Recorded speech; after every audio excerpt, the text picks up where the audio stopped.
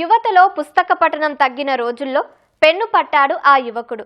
సమాజం మీదున్న ప్రేమ, ఏదైనా సాధించాలనే తపన చిన్న వయసులోనే అతడిని రచయితగా మార్చాయి. ఈ నేపథ్యంలో పోటీ పరీక్షలకు సిద్ధమయ్యే క్రమంలో పుట్టిన కవిత్వాల్ని పుస్తకంలా తీసుకురావాలని భావించాడు. పుస్తకం రాశాక ప్రచురణ సమయంలో పడిన కష్టాలే పబ్లికేషన్ పెట్టేలా ప్రోత్సహించాయి. పుస్తకాలే కాదు, సినిమాల్లో సైతం రాణిస్తున్న యువ రచయిత కొండలరావుతో చిట్ చాట్. యూపీఎస్సీకి ప్రిపేర్ అవుతున్న కుర్రాడు అనుకోకుండా రచయితగా మారాడు. రచయితగా మారిన తర్వాత 7 పుస్తకాలతో పాటు కొన్ని సినిమాలకు కూడా పనిచేశాడు. అయితే యువ రచయితలకు అండగా నిలిచేందుకు కేఆర్ పబ్లికేషన్స్ కూడా ప్రారంభించాడు. సో ప్రస్తుతం ఆయన ప్రస్థానాన్ని మనతో పంచుకునేందుకు మనతో పాటు ఉన్నారు యువ రచయిత కొండలరావు అడ్డగల్ల. ఆయనతో మాట్లాడదాం. బ్రదర్ నమస్తే. నమస్తే అండి. కొండలరావు అడ్డగల్ల విద్యాభ్యాసం, బాల్యం అంతా ఎక్కడ సాగిందంటే? మా ఊరు వచ్చేసి తూర్పుగోదావరి జిల్లాలో కొత్తపేట మండలం అనే మండలంలో వాడపాలెం అనే చిన్న గ్రామం అండి. నా 6వ తరగతిలోనే హైదరాబాద్కి వలస రావడం జరిగింది. స్కూలింగ్ మొత్తం 2-3 స్కూల్లో విద్యాభ్యాసం జరిగింది. అలానే ఇంటర్ చదివాను జేఎన్టీలో. డిగ్రీ వచ్చేసి నేను ఉస్మానియా యూనివర్సిటీ అఫిలియేటెడ్లో చేశానండి. పీజీ వచ్చేసి ఇగ్నో ఓపెన్ యూనివర్సిటీలో పీజీ చేశాను. పీజీలో హిస్టరీ చేశాను అనమాట. సో హిస్టరీ చేశారు, యూపీఎస్సీ ప్రిపేర్ అవుదాం అనుకున్నారు. అక్కడ నుంచి మళ్ళీ ఇటు రచయితలాగా మారాలని ఎందుకు అనిపించింది? అసలు ఆ ప్రయాణం ఎట్లా సాగింది? అంటే రచయితలా మారాలి అని నేను ఎప్పుడూ అనుకోలేదండి. కాకపోతే కొన్ని పరిస్థితుల రీత్యా నేను ఇటు రావాల్సి వచ్చింది. యూపీఎస్సీకి ప్రిపేర్ అయ్యేటప్పుడు ఏమైందంటే ఒకటి ర్యాండమ్గా రాసుకుంటూ ఉండేవాడిని అనమాట. కవిత్వాలు అవి రాసుకోవడం, లేదంటే యూపీఎస్సీ రిలేటెడ్ ఏదన్నా రాసుకోవడం చేసేవాడిని.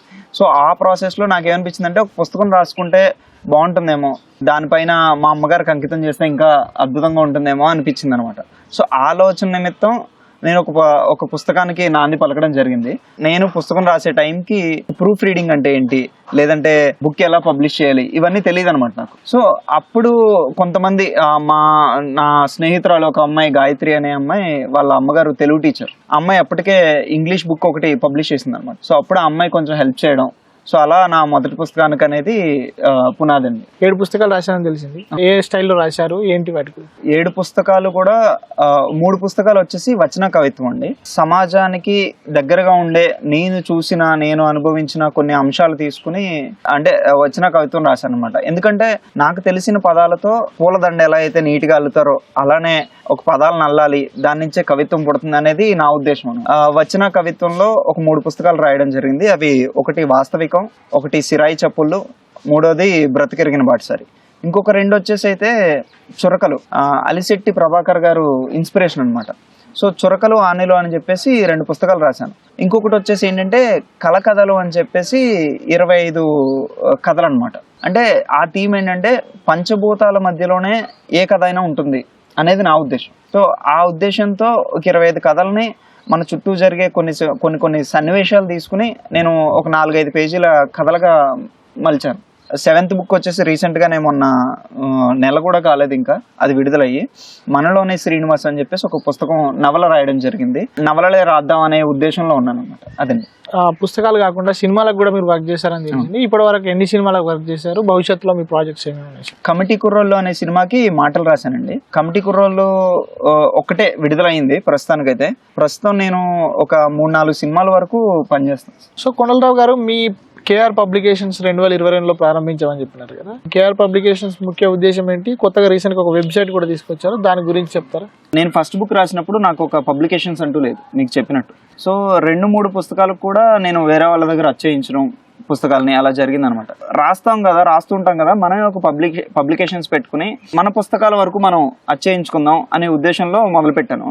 తర్వాత అదేమైందంటే క్రమేపీ కొంతమంది యువ రచయితలు నా పుస్తకాలు కూడా అచ్చేయించండి అని అడగడం. సరే, మన చుట్టూ ఉన్న వాళ్ళే కదా, మన మనుషులే కదా అనుకుని నేను అది మెల్లమెల్లగా మొదలుపెట్టాను అనమాట. సో ఇప్పటికీ మనం 25 పుస్తకాల వరకు పబ్లిష్ చేసాం. సో ఈ ప్రాసెస్లో ఏమవుతుందంటే మళ్ళీ పబ్లిషింగ్ అయితే చేస్తున్నాము, దీని సేల్ ఎక్కడ చేస్తున్నాం మనం అనే ఒక క్వశ్చన్ రైజ్ అయింది ఒక 2-3 రచయితల వల్ల.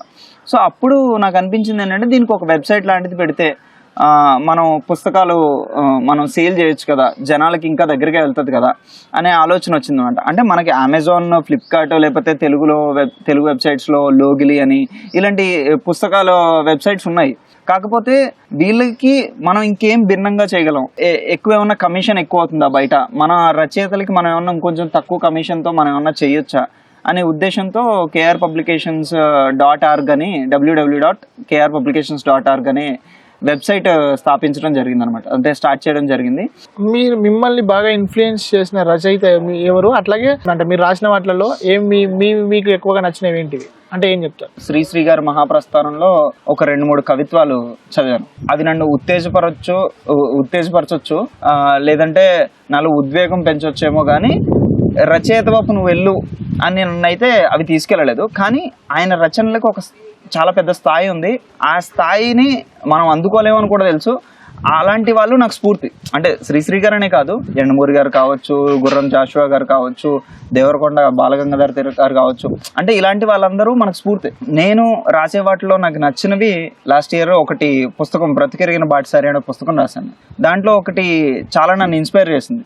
నేను అప్పుడప్పుడు చదువుకుంటూ ఉంటాను కూడా, అది ఒకసారి నేను అది చదివి వినిపిస్తాను మీకు ఇబ్బంది. ప్రపంచం నిన్ను గుర్తుపెట్టుకోవడానికి నువ్వేం స్వేచ్ఛ కోసం పోరాడలేదు, దేశంలో నీకు విగ్రహం పెట్టడానికి నువ్వేం స్వాతంత్ర సమరయోధుడివి కాదు, రాష్ట్రం నిన్ను గుర్తించడానికి ప్రజాభివృద్ధి కోసం భాష ఉనికి కోసం నువ్వు చేసింది ఏం లేదు, నీ ఊరే నిన్ను ఊరేగించడానికి నువ్వేం స్థానిక సమస్యలపై గలమెత్తింది లేదు, మరెందుకు తలకిందులైపోయి నాకే గుర్తింపు లేదని మదన పడుతున్నావు, నీ కుటుంబం లేదా నిన్ను ప్రేమించడానికి, నిన్ను కన్న తల్లిదండ్రులు లేరా నీలో ప్రతిభని గుర్తించడానికి, నీవు కన్న బిడ్డలు లేరా నీ గుర్తులను కాపాడడానికి, అయినా ఎందుకు అంత కుమిలిపోతున్నావు, సమాజాన్ని ఏదో ఉద్ధరిద్దామని నువ్వు వస్తే ఎవరు గుర్తించడం లేదనా, నిజంగా నువ్వు ఉద్ధరించడానికో ఉచ్చరించడానికో వచ్చుంటే గుర్తింపు కోసమో గుర్తుల కోసమో కుమిలిపోవు, ఆశయం కోసం లక్ష్యం కోసం పోరాడతావు, వినిపిస్తుందా నిన్నే, అర్థమవుతుందా నిన్నే, కేవలం ఆశయం కోసం లక్ష్యం కోసం మాత్రమే పోరాడతావు. అంటే దీని నుంచి నేనేం చెప్పాలనుకున్నానంటే ప్రతి ఒక్కరికి గుర్తింపు అనేది అవసరమే, కానీ ఎవరో గుర్తించలేదని మాత్రం నువ్వు బాధపడకూడదు.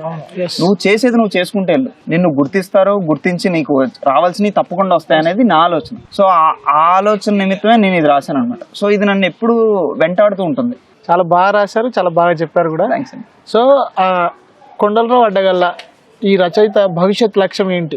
రాబోయే 10 సంవత్సరాల్లో ఎలా ఉండాలి, 5 సంవత్సరాల్లో ఎలా ఉండాలి అనేది సాధారణంగా కొన్ని రాసుకుంటూ ఉంటాం, కొన్ని పూర్తవుతాయి, కొన్ని పూర్తవు. సో అలాంటి ప్రాసెస్లో నేనేమనుకున్నానంటే ఈ పబ్లికేషన్స్ ద్వారా నేను కనీసం ఒక 200-300 పుస్తకాలు పబ్లిష్ చేయాలి, యువ రచయితల్ని పాఠకుల్ని పెంచాలి. సినిమా రంగంలో నా వరకు ఎంత వరకు అయితే అంతవరకు కొన్ని మంచి సినిమాలకి పనిచేయాలి, మన తరం వాళ్ళని వెంట పెట్టుకుని మన ముందు తరం వాళ్ళని ఎంతో కొంత విలువలు నేర్పాలనేది నా ఉద్దేశం, నా లక్ష్యం. All the best. సో ఇవి యువ రచయిత కొండలరావు అడ్డగల్ల చెప్తున్న విషయాలు. కెమెరామెన్ చిరంజీవితో శివరామకృష్ణ ప్రసాద్, ఈటీవీ న్యూస్, హైదరాబాద్.